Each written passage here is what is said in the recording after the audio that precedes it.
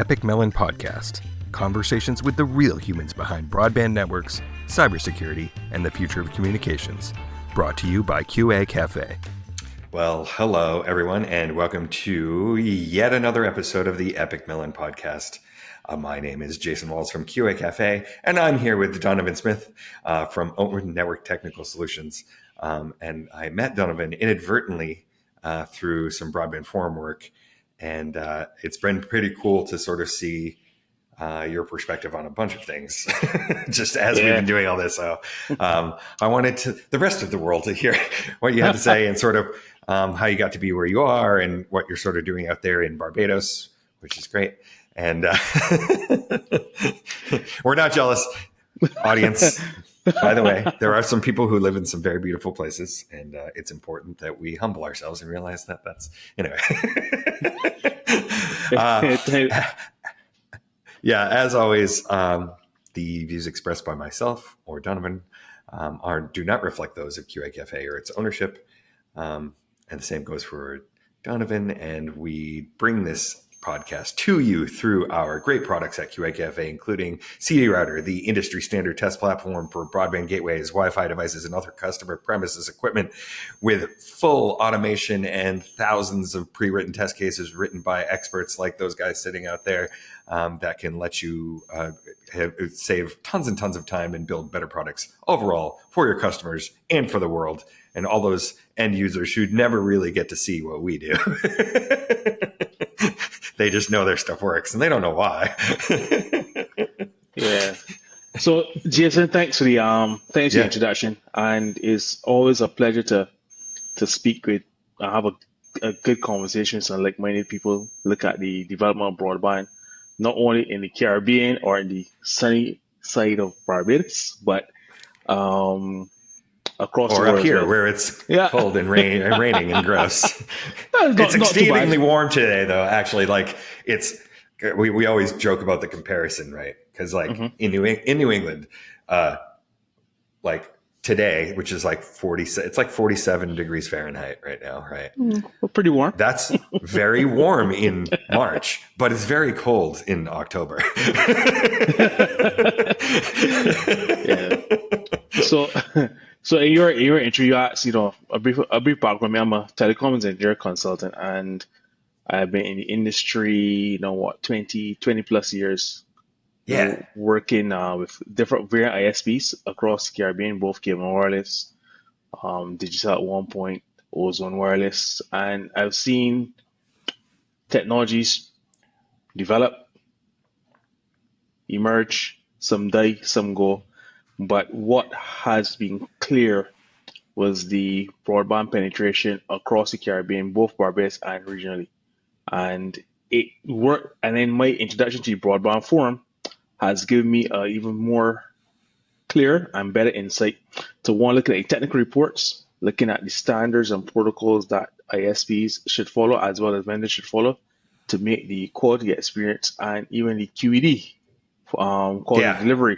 Which is cool. I don't think I've actually ever talked about it on the show too, but sort of the change in mindset away from, just the entire change in mindset about how, we've talked about how speed isn't everything, but correct the individual problem areas of what actually slows things down or what actually makes an application crappy, right, was so much more complicated than just how good your broadband service number is, right? Correct. So if you look at it, from the broadband forum perspective, we have the technical reports, and we push that to vendors to use that as a benchmark to give a good quality of service and then quality experience for endpoint delivery. And what has been amazing is that vendors such as the Cisco's, the Nokia's, the Links of the world have then tweaked their platform. I know everything is it used to be TR69, but now it's USB 369. It has looked at improving delivery, but I often question, and you always hear me question, where the demarcation point end?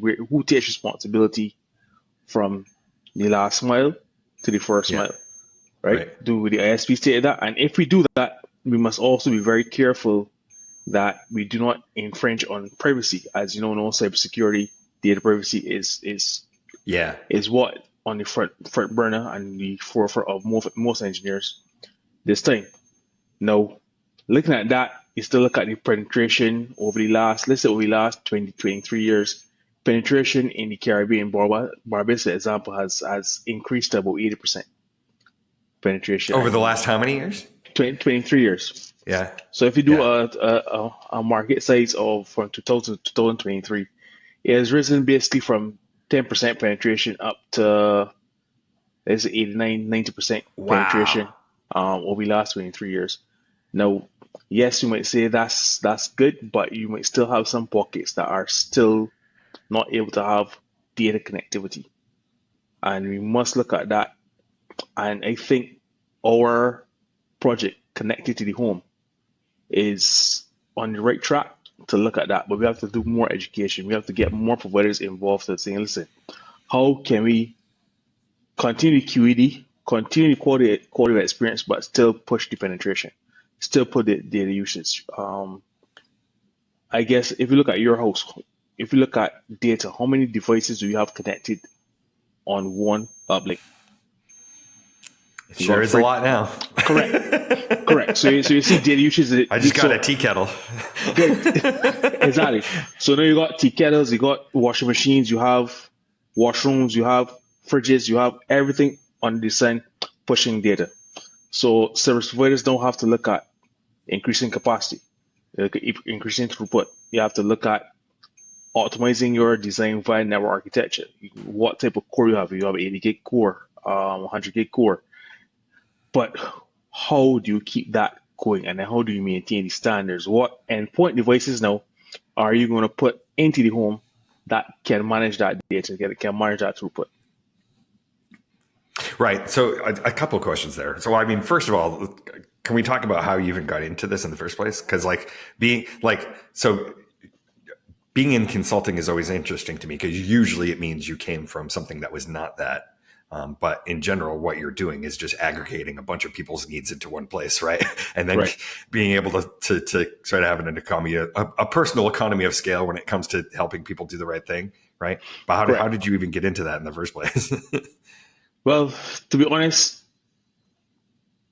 I'm always an engineer. I love engineering, love telecoms, cybersecurity, that aspect of things. And when once one was made in the Caribbean, once one was made redundant, you continue doing what you love. And that's how I got into consulting because I tell people, give me the hard work. I can make it, I can do all the network architecture, all the design, all the management, everything that you are looking to do. I can do it for you to make your life easier. Tell me what you want, I will do it. I will do all the reading, all the technical papers, all the writing, and I will just put the solution for you to suit your needs. And it Yeah, has that's not for paid. everybody. Yeah, There's it only has so many of us that's willing to read a spec on a plane. correct, correct, correct. So, and I'm one to actually continue to just studying on the technical realm. People change careers to go from engineering to management, vice versa. I just stick in the engineering role. I mean, I technically don't do the easy stuff. I like to do the hard stuff. Right, right. So I tell people my brain is ones and zeros. I see ones and zeros. I look at endpoint solutions. I look at futuristic deployments. I look at how to get better. That's that. So I just love that. So any opportunity I get, and that's why I cherish the opportunity with the Broadband Forum, especially working alongside you in terms of looking at what to do next, and then taking the ideas from the Tim Spets of the world and the Kens of the world to see how they try to implement things and say, well, hold on, how can that work from a Caribbean perspective? Because cultures are different. Networks are the same, but cultures are different. And Yeah, what is important for one might not be important for the other. right. Let's talk about that for a minute because I've never two big questions I have about that is that Hmm. have the technical solutions to getting that level of penetration in the Caribbean been different than it has been in other places? And then also, I'm really wondering about that. The cultural use cases there, like the way they consume broadband. Is it different from sort of the rest of the world, or? it is on par now because social media is the thing. So once you want, so 90% of data usage, you will see if you do a DPI inspection on packet inspection, you will see that 90% of the data usage is on social media platforms. I'm saying you have some universities doing their thing, but 90% is social media platforms. So and then everybody has Wow. two or three devices, Right. two or three devices, and they're pushing data. So and data is now what is more prevalent, more required, rather than voice services within the Right. Caribbean. Right. Right. So no one to accept the cell phone anymore and has a normal voice mobile call. They use WhatsApp, they use Signal, they use Telegram to make the calls, and that is Right. pushing that is what we call an OTT service, data service on top of a transmission medium.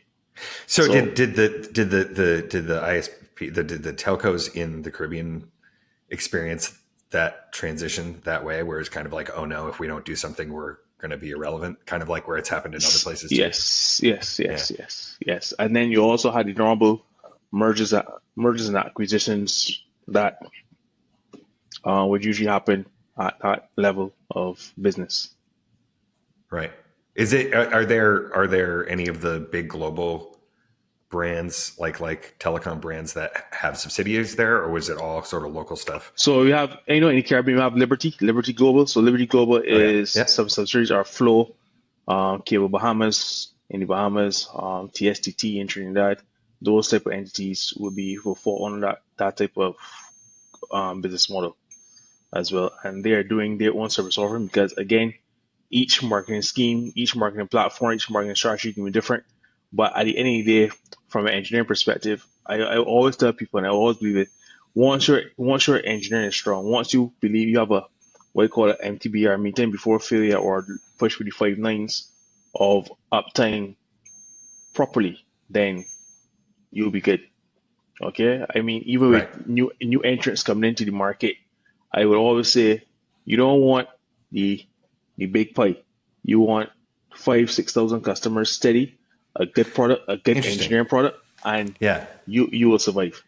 It's like Cool. in the states where you have many ISPs, So just like many. in there you got many ISPs surviving in a small space, and they're Yeah. surviving because their service are offering, they know the niche market, and they're actually making that delivery product good from the CO to the last mile, and then from the first mile back to the CO.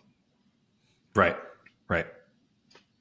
Cool. So, from a technological perspective, because one of the things that really annoys me, and maybe it's just because I'm not down in the weeds of any one particular technology, like I happen to be above to coincidentally be above it all, but like, um, what are the technologies that are used and that have sort of shifted over the time? Like obviously, there's a big push for fiber in some places and not in others, and then there's you know then there's satellite, Right. and fixed wireless and all these things. Like has So that yeah, so that has pushed. So for example, in Barbados, we have pretty much, let me say, 95 to 97% penetration of fiber to the home service oh delivery. wow. Now, yes, some on dark fiber, some on light fiber. Then you have fixed wireless, so we had a fixed wireless entity as well. Then you hardly have any copper anymore, so Right. hardly have any DSL services Was in there the was there any DSL service? Like was yes. that a thing for a while? Yeah. Yeah. So when it came wires, we had ADSL two, ADSL two plus, and we had the full Sechoy, BRAS, the slams, the full work go into that copper offering. Then that Hmm. changed because copper will get eroded and then you can get latency, etc. And then we went into the fiber to the home using platforms such as Calyx to push your platform, both outdoor and indoor ONTs. Was that driven by governments, or was that sort of just No, done organically? service provider. It wasn't driven by Yeah. government at all. That's service Cool. provider.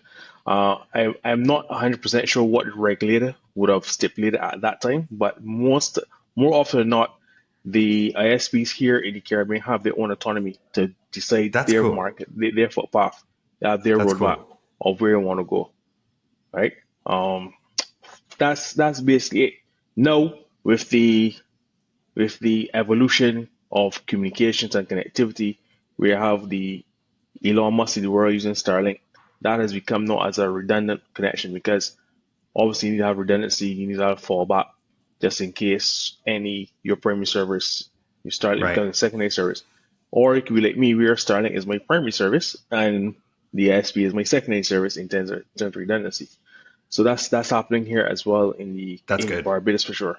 Yeah, I was just talking to Dave Tot on the last show about how, I mean, I've talked to people on the show, like listeners before, about how the internet is basically by accident, right? And then now that we're starting to rely on a lot of critical things for something that was sort of built not for that purpose, Dave was talking about how there are now so many critical systems that need that level of redundancy, and people didn't Mm-hmm. necessarily think about it ahead of time when moving everything to IP, So that's Yeah, good to know that that's like, I'm glad that that's a first thought. correct. Yeah, it has to be. Redundancy is good. And obviously with fiber has no whether it's single well has no limits whether it's single mode or multi mode. The only difference between single mode and multi mode is range and distance, really and Mhm. truly, and the type of FSPs you use. But fiber is, I mean, you're passing light speaks for itself. Mhm. Understand? Light speaks for itself. So that's good. But again, we have to look at the robot. We have to look at the next step. What are we doing? What type of devices are we using? Are we going to put in the home to give throughput, a true picture of the throughput that is there, which is somewhat to what the SEC in the States is doing in terms of the speed testing. Right. They're saying if you, Jason Walls, is having you paying for 100 gigs or 100 megs throughput to your premise, I want to do a speed test to ascertain that you're getting that, Yeah. which holds the ISP true and true Yeah, it to. sucks though because to bring it back to the QED thing though. What sucks Mhm. is that it's not a really good metric.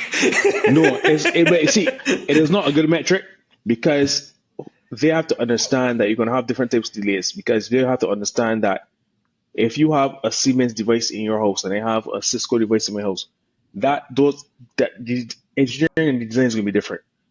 Your nodal delay and your queuing delay, your algorithm that you implement at Siemens might be different way I implement at Cisco. The hops to traverse from one source to destination will also be different. So you don't know what's happening, what is affecting the transmission media at the time.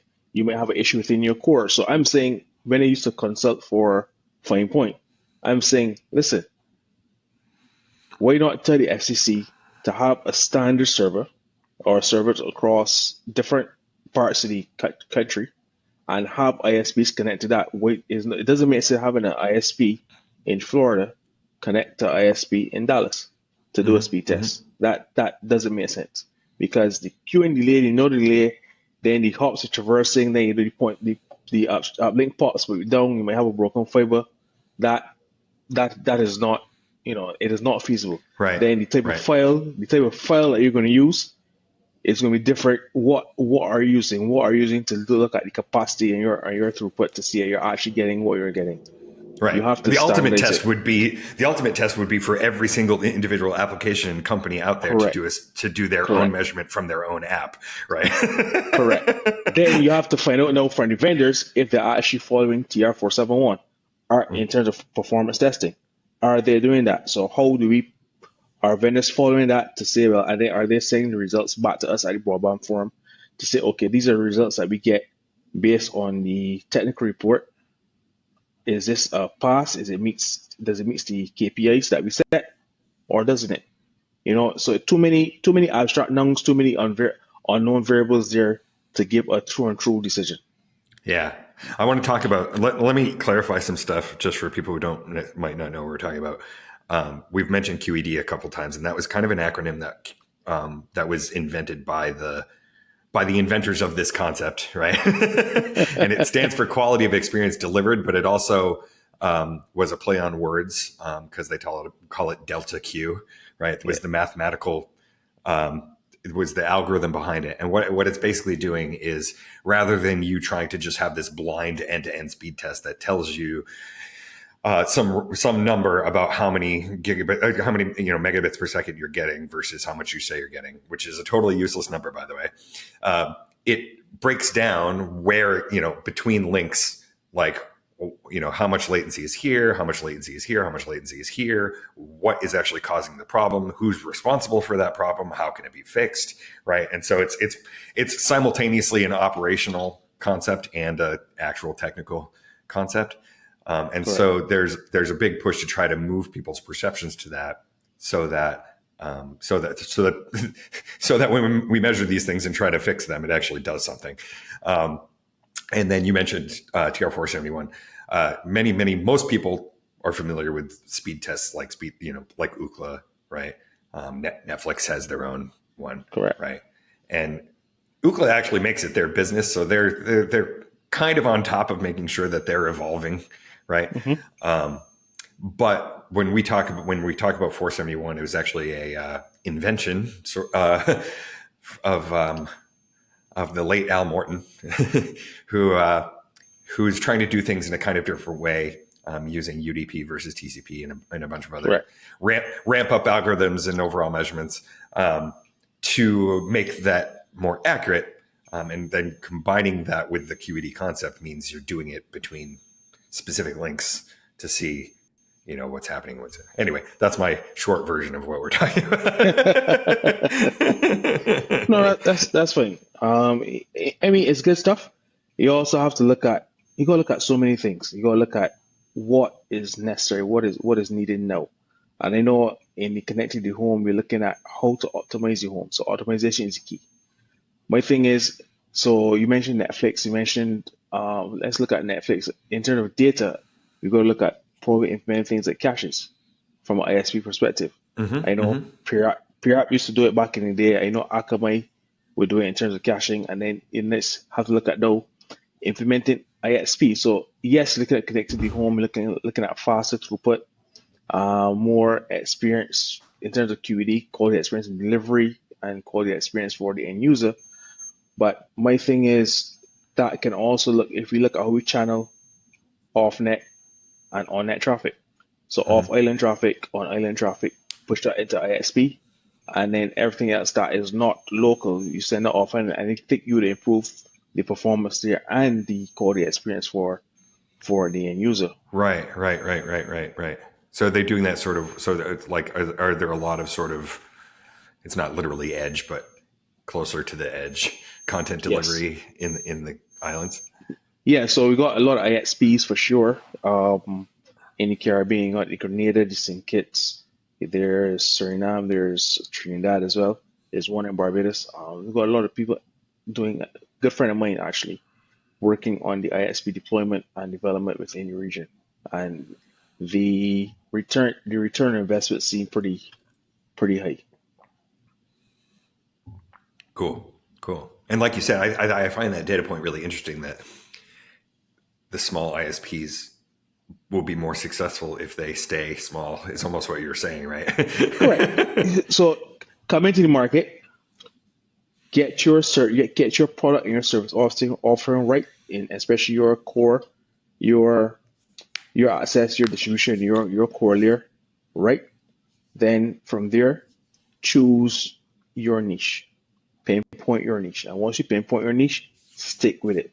Don't try to bite off more than you can chew, because then you can actually go into the competitive nature with the bigger players who have more established footprint within the islands. And once you stay small and you can survive, it should be okay. Yeah, that's really cool. So when those ISPs have come to be, and I assume they've sort of come to be organically, like how well versed are they when it comes to standardization and the solutions that are already out there, and sort of how to, just how to do it, right? Versus being like my cousin, right? My cousin one day was like, I'm tired of not having any network connectivity out here. I'm going to start my own ISP. And I'm like, oh, I mean, if there's anybody who I believe could do it, it'd be you, but I don't. Yeah. So what I have found is that not enough market research has gone into, or would have gone into, coming to the Caribbean, because yes, the Caribbean culture is we like new things, but if new things not working and it's not done properly, then you would actually die a slow and painful death. Yeah. Yeah. You actually die a slow and painful death. And if you do a proper SWOT analysis, strengths, weaknesses, opportunities, threats, and see where the needs are, not the wants, where the needs are, then you can fulfill that. So right now, the need in Barbados is to have a full open-ended Wi-Fi network, improve coverage areas in terms of fixed wireless, have more redundancy, whether you use satellite communication, whether you use fixed wireless, whether you use go back. You don't want to go back to copper, but that's just an example. Know where the needs are, know where the loopholes are, and then push that offering. Then on top of that, then you can look at offering different products.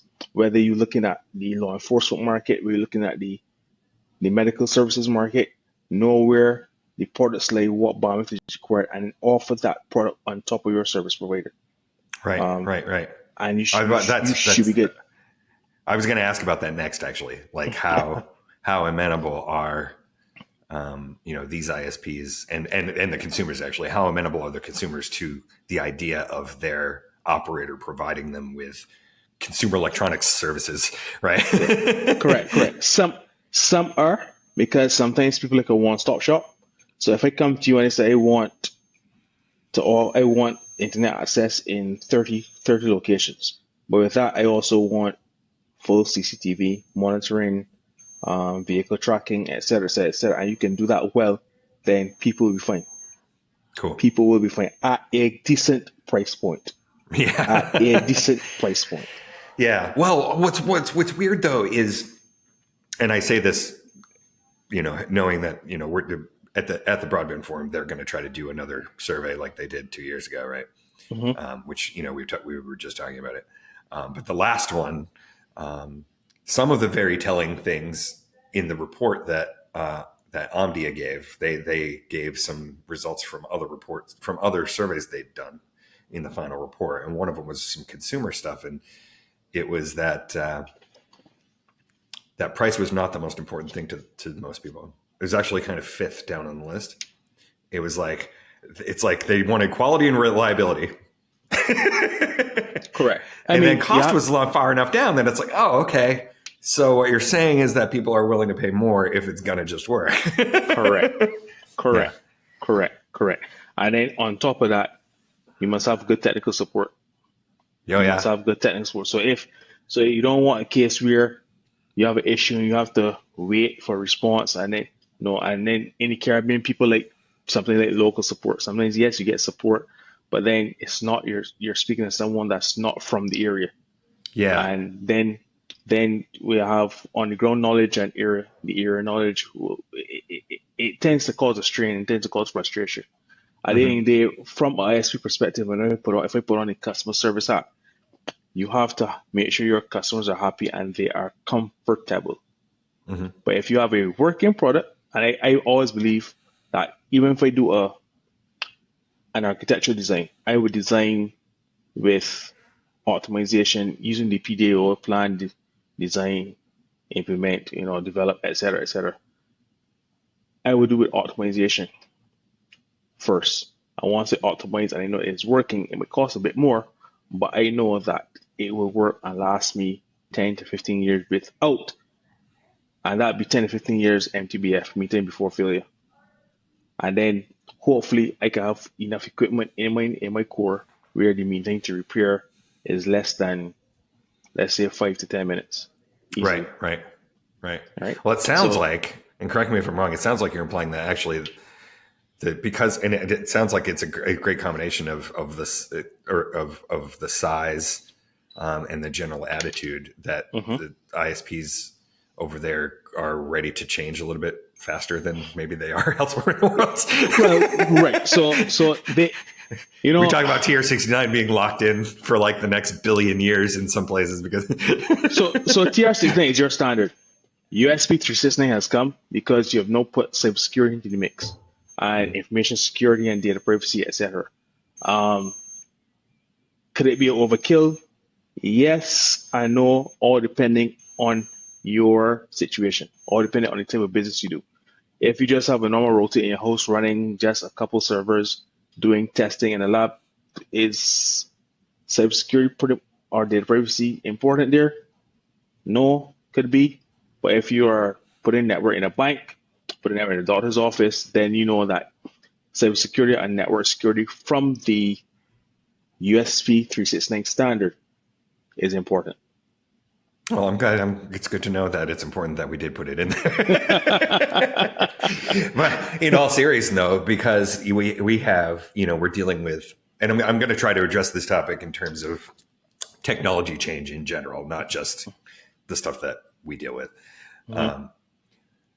The very, very, very big companies, right, are much more entrenched in the technology they're using at the time. There's a larger total cost of ownership, as Mike Talbot would say, right, of their existing BSS, OSS, and all this stuff, right, because it's so big that they, ripping apart any of that is going to be exceedingly expensive unless there's a good, use case. But it sounds like when things are a little bit more agile, that's, Yes. Yeah. Yes. Like they definitely consider it more, right? Correct. And then again, what is also important is proof of concept. Yeah. Proof of concept. Once you can prove it works, prove it fits the needs, or it is fit for role or fit for purpose, then you're good to go. You're good to go. But you must always be tweaking and looking to optimize your service offering. If you don't do that, Jason, you're going to be in trouble. You are going to be in trouble. It's true. It's true. And it's you know what amazes me, and I've talked about this before, is that I love Wi-Fi as an example, right? Mm-hmm. Because it's not that it sucks. It's that it was, like many things, never designed originally to do the things that we expect it to do now. Right. Correct. And the reason is because it became ubiquitous, because it had the perfect storm of market and all this stuff at the right time. But ultimately, it came from the consumer electronics space. It did. Yep. Right. It's been a consumer technology before it was this. And then now the ISPs get shouldered with being effectively the deployers and the tech support of this thing that they never made. Correct. So right. And now it's the same with all sorts of other consumer electronics things, right? Yes. So then you look at that, so then to pick it off what you just said, you're asking ISPs to know the different overlapping channels in 2.4, where you have any house, how was your range, do a little, in this term, penetration testing in terms of antenna gain, in terms of signal penetration testing, then it comes back down then to the TR69 and USB 369, at which point is the demarcation point for the ISPs. Because if I put the ONT in my house and it propagates my signal, then I say it's not getting into another room. Who's responsible? Is it you, the end user, or is it the ISP? The ISP should just manage up to the point so I know the service is working, right. But then you have to look at pings and what's to come and do a propagation test and using that Stumbler or whatever tool you want to use to come and say, okay, you need to put, and then you look then at the extenders, the mesh, the new consumer Wi-Fi mesh devices offering both Wi-Fi 6, Wi-Fi 7. Yeah. And I know Wi-Fi 7 giving more throughput. And then it goes then into going into the GSD 3GPP world of 5G world, which will now probably replace some form of ISP service offering from a physical medium. Yeah. So you have to look at that. So again, analyze the market, see where you're going, choose your roadmap, and have an efficient and proper network architecture. And that's it from me. I mean, you can't stress it anymore. And the broadband forum is doing that. Yes, you have a lot of technical calls, but I pretty much love the connecting to the home, because that is more realistic. That tells you what's happening in the market, and then it's governing what the ISPs are trying to do and the vendors are trying to do in terms of their equipment manufacturing. Well, that's the idea. Yeah. Yeah. I hope that's what we're doing over there. Well, yeah, it seems so. Yeah. So that's No, good. That's good.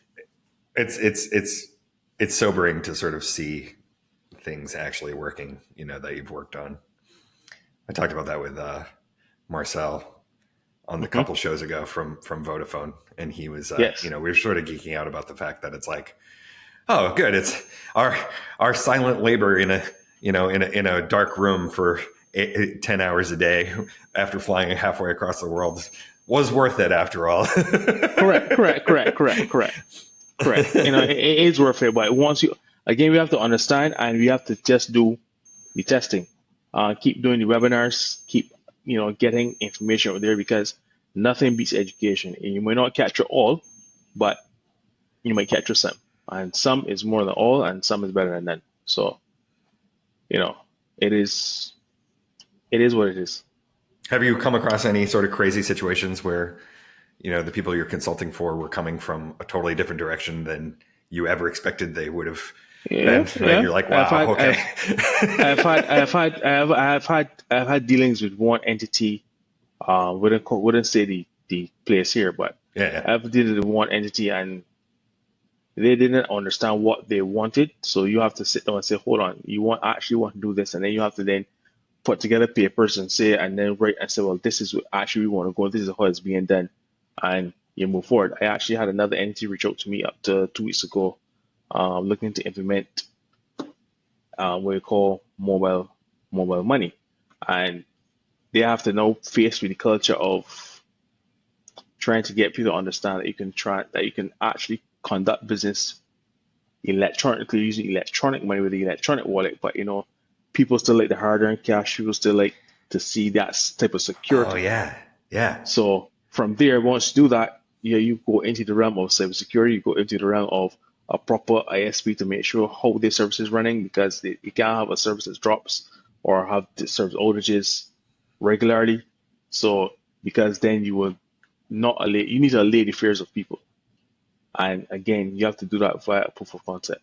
Again, Proof those of are very concept. real fears. They're very real fears. Like, Yes, there'll be times where the local grocery store here completely loses the ability to do electronic payments. And correct. it's like everything grinds to a complete halt. Correct. Correct. Correct. Correct. Correct. So again, there are interesting times ahead when it comes to broadband and the service offering. There are interesting times ahead, and I'm actually looking forward to see where we go and how the development chain rises, the development graph rises and changes as we go into the next, let's say, 5 to 10 years, Right, right. Yeah. or even the next 2 to 3 years. Well, 2 to 3 years is a little short, but 5 to 10 years, Right. because the needs and the requirements are going to be different. And do you And have a then, feeling that it's going to be kind of along the same lines? 'Cause actually, the payment systems are kind of a great example of one of those mhm, things that before we would before trying to do it over networks, right? Before trying to do it right, over IP, right? yeah, We knew very well that it would work because I'm physically handing you money or whatever, right? Do correct. you feel like the changes that are going to be driven are going to be along the lines of more of those sort of mission critical services that are Yes. being So moved over to? correct. So it's going to move to I foresee it's going to move to more mission critical services. However, it will then also increase the need for cybersecurity. It Yeah, increase the need for data protection. It will increase the need for data privacy. It increase the need for policy implementation. It increase the need for policy reviews. It increase it because once you do that, um, it is going to have people worried. They're going to have more manipulative attacks, more brute force attacks, more phishing. And on top of that, you have the whole new quote unquote debacle or new phenomenon of artificial intelligence. And then yeah, yeah. artificial intelligence with security. So then even if you look at, you can even, if you roll back a bit, I can actually see us using artificial intelligence to do speed testing. No, we should. We absolutely should. Yeah. That's actually a really, really great example of what it would be good at, right? Because as we were Yeah. saying, here we are trying to take a bunch of different data sets from a bunch of different places, right? And try to figure out if it means anything. You can't really do that by Correct. hand, right? Correct. Yeah. Correct. So that's really where it's going. Yeah. Cool. Well, that's exciting. Well, Right. Mm-hmm. I will be on a plane as of Saturday. Someday, I hope we'll get you to come out there. I know Hong Kong's far, but maybe No, not Hong Kong. I have actually tried. Last year was pretty hectic for me in terms of traveling, in terms of um, consulting as well in some other areas. But I'm actually hoping that sometime soon I can actually come out to a broadband forum meeting and really network and interact with like minds and see Yeah. as hopefully give some ideas because again I will say I am an individual member of the broadband forum. Right. So and I think people should know that you can become an individual member of the broadband forum and to give that input where your passion lies. Mhm. And it's pretty cool, actually. Pretty cool. But hopefully soon. Hopefully very, very soon. Or you could do the reverse. You could bring a robot form I was to the just going to Caribbean. say that. How great would that be? We would have to get that past the curmudgeons. Correct. Correct. Correct. Correct. Correct. Correct. Correct. Correct. I Correct. don't think people realize it's like, so I have one of my best friends, I call her, she's my surrogate sister, right? Mm-hmm. That's how close of friends we are. Would always be like, I think Jason's a spy. He goes to all these weird places for no reason. But whenever we would go someplace tropical, people were like, "Oh, your life's so rough." And I'm like, "Well, we get to go to these places, but we're inside for 10 hours." All right. Correct. Correct. Correct. But it doesn't matter to the bean counter guy seeing somebody taking a Mm-hmm. trip to Hawaii or Mexico or Barbados is like, Correct. "What's this now?" Yeah, correct. No, it would be good because then you can interact, see what's happening. No, it would be Like, awesome. It would be so good. And I didn't know that a lot about how things are arranged down there from a telco perspective, and that's really mhm. cool. Like I think it would be very cool for them to go down there. Very cool. Yeah, it'd be fun and educational. You'll get some sun, sea, sand, and some good spirits, and you'll be good. I love it. If Broadband Ford doesn't go down there, then at least my family's gonna. So. Always welcome. Always welcome. Always welcome. Always welcome. Thanks, Donovan. Always welcome. All right. As always, everybody, thank you for listening. Please do subscribe to this on YouTube or on your favorite podcast platform so that you automatically get everything that we're saying to you. And it lets me know that what I'm doing is worth it. Like I was saying, sometimes we do thankless jobs and we don't know that it's making a difference in anyone's lives until much, much later. And do give it a thumbs up. If you have any questions for Donovan, please put them in the comments on YouTube. He is a very smart man and knows a lot of things and can probably answer a lot of questions that you might not even know, questions you didn't even know you had before you listened to this podcast. And above all, own the nerdy things that you love and have fun doing them. Thanks, Donovan. Correct.